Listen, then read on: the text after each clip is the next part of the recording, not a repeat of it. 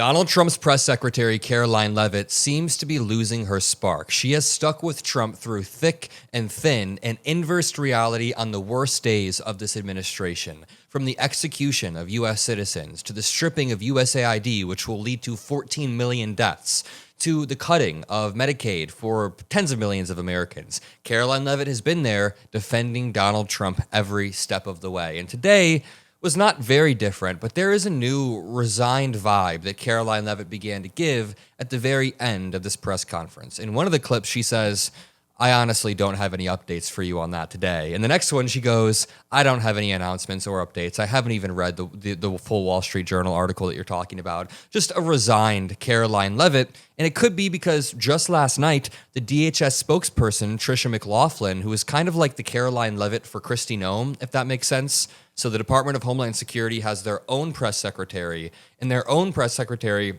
was also a young blonde woman who would be conventionally attractive in conservative spaces, who could go out there and just inverse reality. Well, that DHS spokesperson left just last night. The move comes as public opinion has turned on the administration's hardline immigration policy. So she's gone, and now Karoline Leavitt is out there fighting for her life on her own. If you appreciate these videos, drop a like and subscribe, and let's jump in with this clip where Karoline Leavitt already gives a really dumb, resigned answer. She gets asked about striking Iran. And essentially, we struck them 6 months ago. Trump claimed we would never have to strike again, that we eliminated their nuclear capacity.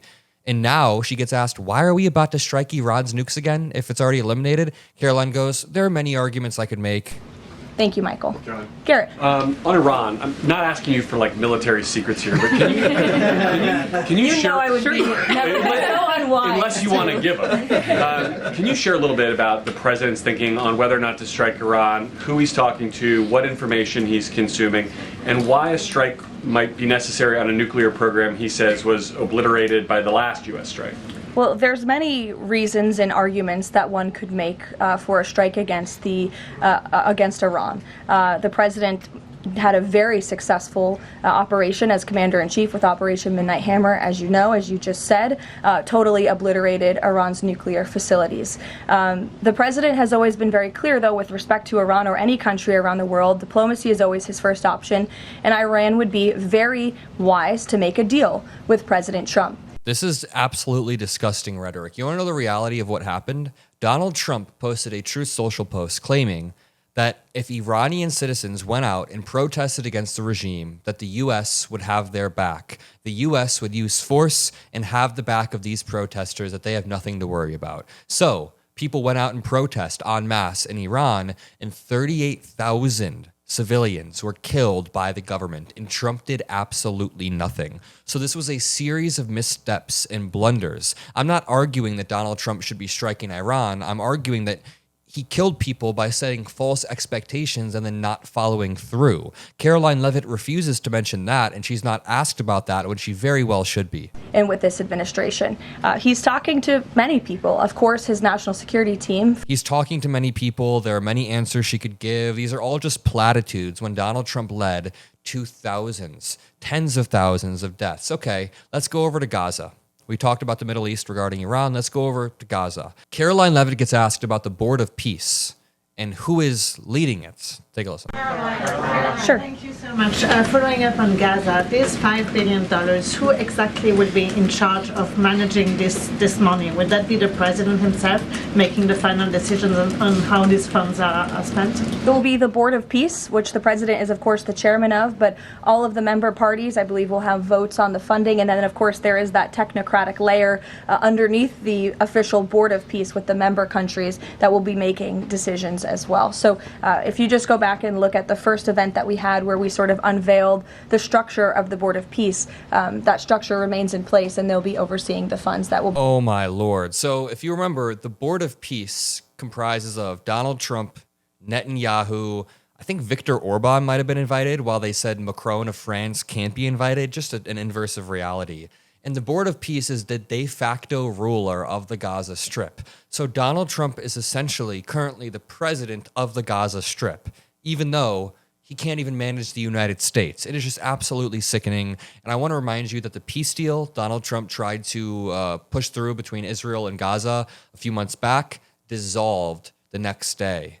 Hamas was shooting people in the Gaza Strip, any dissidents, and Israel continued to strike, starve, and ethnically cleanse the Gaza Strip while doing illegal settlements in the West Bank. So Israel has not been reined in. The war in Gaza has not officially stopped. It's kind of slowed down to a halt. But to continue right here, Leavitt then claims she's just interested in seeing flourishing democracies across the hemisphere. Thank you so much. Can I ask Cuba something? Sure. On Cuba, it's increasingly being described as a humanitarian crisis. What is a successful outcome for the U.S. that the U.S. wants to see in Cuba? Is there anything less than regime change that would be considered success? I think, as Secretary Rubio has articulated, and the president himself, we obviously want to see flourishing and prosperous democracies all over the world, especially in our own hemisphere. Lord have mercy. Isn't this exactly what Bush said, that we're just going to go spread democracy in the Middle East? Maybe we should improve upon or reform the democratic system in the United States to make sure that people like Trump and Elon Musk can't game it before we focus on nation building in other countries. But I do want to point out a theme between the clips that we've watched thus far. There's more clips to play, but look at this. The first one was about Iran and about the nuclear program. Then she gets asked about Gaza and about the $5 billion. Then she gets asked about Cuba. This is all just foreign policy questions. Donald Trump has deprioritized domestic policy. He's not putting forward any massively beneficial policies for the American people. In fact, he's screwing over the most vulnerable Americans while focusing disproportionately on foreign policy. Even when we're talking about domestic policy, Karoline Leavitt gets asked about Donald Trump posting racist pictures. Listen to this. One other question. Then yesterday in his statement about Jesse Jackson, the president said, despite the fact that I'm falsely and consistently called a racist by the scoundrels and lunatics on the radical left, Democrats all, it was always my pleasure to help Jesse along the way. Where or when does the president believe he's been falsely called racist?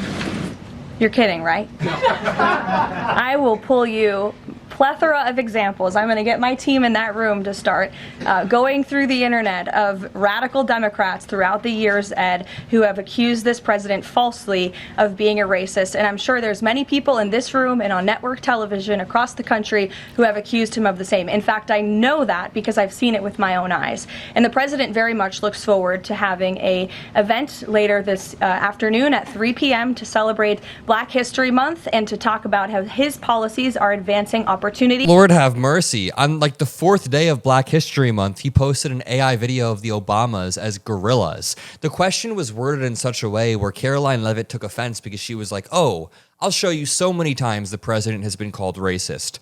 But the question was, when has he falsely been called a racist? Because every single time someone does throw the accusation of racism at Donald Trump, it's usually because he either A, said that Obama wasn't born in America because he's black, B, made Obama and his wife out as gorillas in an AI video, C, restricted housing to black people like back in the 70s and 80s when the DOJ decided to go after him. I mean, these allegations are made for a reason. I didn't even mention the Central Park 5 example. There are many, many other examples. And then a Fox News reporter asks a question about America 250. To your point about that, there are a lot of events coming up for America 250. The president wants people from all over to come to the nation's capital. Is he worried that by the summer, the Potomac River will still smell like poop?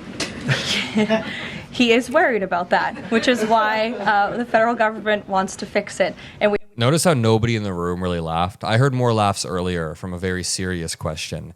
Now, here's where Karoline Leavitt kind of begins to just be resigned. Her answer to this question literally is, I don't have any updates for you. one more. Go ahead. Last week we saw the underlying affidavit for the search warrant that was executed in Fulton County, and there was not any mention in that document about foreign election interference in the 2020 election. I'm wondering if DNI Gabbard has uncovered that in Georgia or in Puerto Rico, where we know her team was sent as well. I don't have any updates for you on that today. I would defer you to the director's office herself. No updates, meaning she doesn't have any spin, she doesn't have any lies. In this one, she says, I don't have any updates either. Two questions. One on the president's schedule today. It says he has signing time. What is he signing today? Are we expecting executive orders or actions? That's the first question. And then second, the Wall Street Journal is reporting that a U.S. arms sale package for Taiwan is in limbo.